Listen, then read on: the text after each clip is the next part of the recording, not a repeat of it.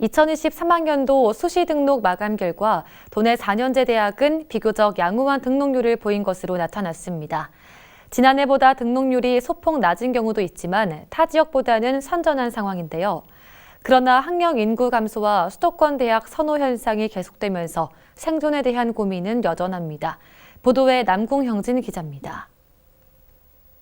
2023학년도 신입생 3,117명 가운데 2,131명을 수시로 모집한 중북대 수시 모집 최종 등록률은 94.1%입니다.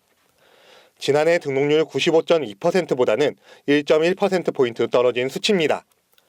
청주대의 경우 전년보다 2.1%포인트 떨어진 89.5%를, 서원대는 1.6%포인트 감소한 91.6%를 기록했습니다.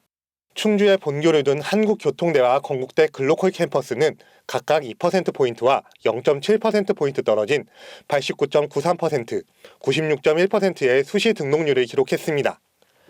한국교원대 역시 전년보다 6%포인트 떨어진 89%로 집계됐는데, 교원대는 모집 인원 자체가 많지 않아 전년보다 수시 등록 학생 수에선 큰 차이가 나는 것은 아니라고 설명했습니다.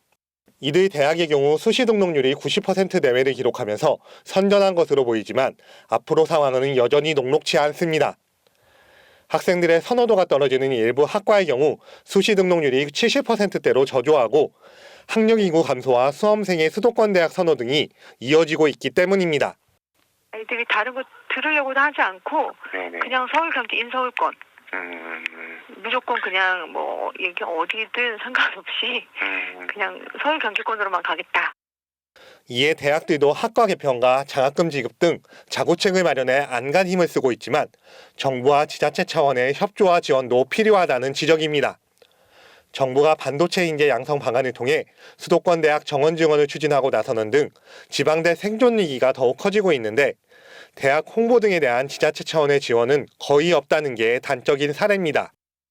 교육부에서 이제 대학 규제 완화라는 그런 정책을 발표를 했습니다. 그래서 정원 조정에 대한 규제도 완화하고요.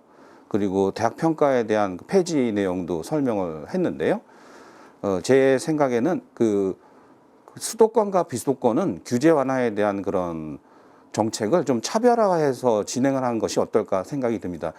매년 반복되는 신입생 모시기 경쟁에서 벗어나야 한다는 고민이 깊어지는 가운데 도내 대학들은 수시에서 미달한 정원을 이월해 오는 29일부터 정시 모집에 나섭니다. HCN 뉴스 남궁형진입니다.